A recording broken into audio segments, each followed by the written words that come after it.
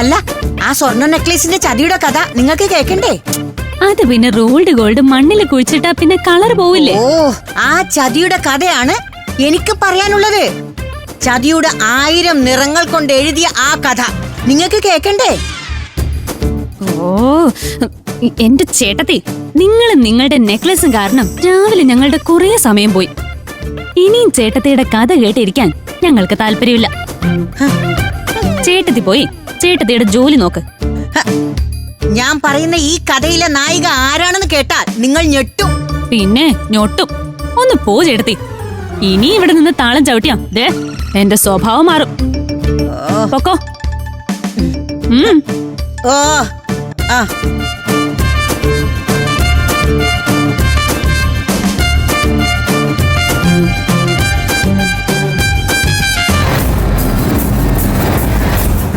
വൈകിട്ട് പാർട്ടിക്ക് എന്തായാലും കലാവധി വരും. അപ്പോൾ ഒന്നുകൂടി ഭീഷണിപ്പെടുത്തി ഒറിജിനൽ നെക്ലേസ് കിട്ടുമോ എന്ന് നോക്കാം. എന്നിട്ട് മറ്റുള്ളവരുടെ മുമ്പിൽ അവളെ നാറ്റിച്ചാൽ മതി. ആരാധി, നീ പറയുന്ന പ്ലാൻ എന്താന്ന് പറ. അമൃതേച്ചിയുടെയും അഭിയേട്ടന്റെയും എൻഗേജ്മെന്റ് നടത്താൻ വാങ്ങിവെച്ച മോതിരങ്ങള് വെറുതെ ഇരിക്കുക.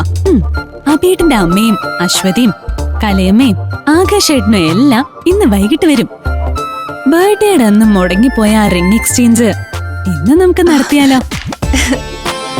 എനിക്ക് 100 സമ്മതം. വൈകിട്ട് പാർട്ടിയിൽ എല്ലാരും ഫുഡ് കഴിക്കുന്നതിന് തൊട്ട് മുമ്പ് ഞങ്ങൾ രണ്ടുപേരും ചേർന്ന് ഇക്കാര്യം അനൗൺസ് ചെയ്യും. നിങ്ങൾ എല്ലാരും ചേർന്ന് പിടിച്ച പിടിയാലെ മോതിരമാറ്റം നടത്തണം. എന്തിനും ഇതിനും ഞാൻ കൂടെ ഉണ്ട്. പക്ഷേ നമ്മൾ ഇത്രയും കാര്യങ്ങൾ പ്ലാൻ ചെയ്ത വിവരം നിങ്ങൾ അനുഗീച്ചി കൂടെ ഒന്ന് വിളിച്ചു പറ. അത് മാത്രമല്ല, അനുഗീച്ചിയോട് ഇത്തിരി നേരത്തെ വരാൻ പറ. എങ്കിൽ മാത്രമേ ഇതെല്ലാം നമുക്ക് പ്ലാൻ ചെയ്യാൻ പറ്റൂ. ശരി ചേച്ചി. എന്ത് പ്ലാൻ ചെയ്യാനാ അനക്കെ നേരത്തെ ഇങ്ങോട്ട് വിളിച്ചു വരുത്തുന്നേ?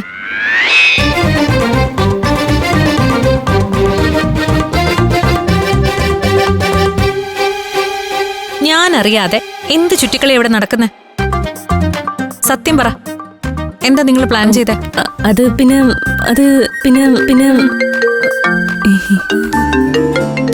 ആകാശേട്ടനാ വിളിക്കുന്നേ. ഞാനിപ്പോ വരാവേ.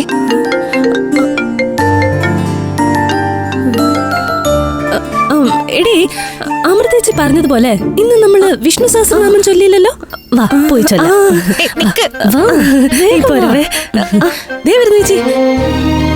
ഇവളമാരൊക്കെ കൂടി എന്തോ കള്ളത്തരം പ്ലാൻ ചെയ്യുന്നുണ്ട്.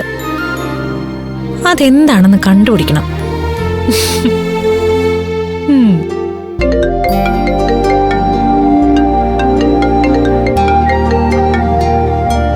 ഹലോ, അമൃതേച്ചി എല്ലാമെന്ന് പറഞ്ഞില്ലേ? തന്റെ തെറ്റിദ്ധാരണകളൊക്കെ ഇപ്പൊ മാറിയില്ലേ?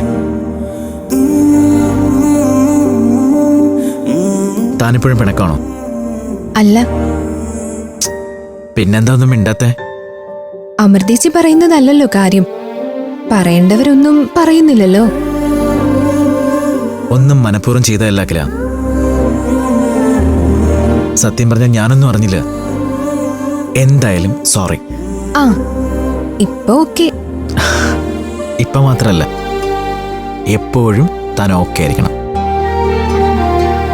എന്തേലും ഒരു ചെറിയ പ്രശ്നം വരുമ്പോ ട്രോമറ്റൈസ്ഡ് ആയ എങ്ങനെയാ ശരിയാവാ?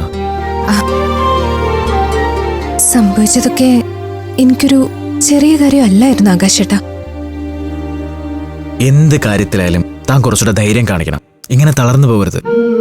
ഈ കഴിഞ്ഞ ദിവസങ്ങളിൽ ഞാൻ അനുഭവിച്ചത് എന്താന്ന് ആകാശേട്ടനത് പറഞ്ഞാ മനസ്സിലാവൂന്ന് അറിയില്ല. കുഞ്ഞുനാള് മുതൽ ഞാൻ സ്നേഹിച്ചത് ആകാശേട്ടനെ. ആ കാലം മുതൽ അറിഞ്ഞോ അറിയാതെയോ ആകാശേട്ടൻ എന്റെ ജീവിതത്തിലെ ഒരു ഭാഗമായി മാറിയിരുന്നു. പെട്ടെന്ന് അതില്ലാതായി എന്ന് തോന്നിയപ്പോ എനിക്കത് താങ്ങാൻ പറ്റിയില്ല.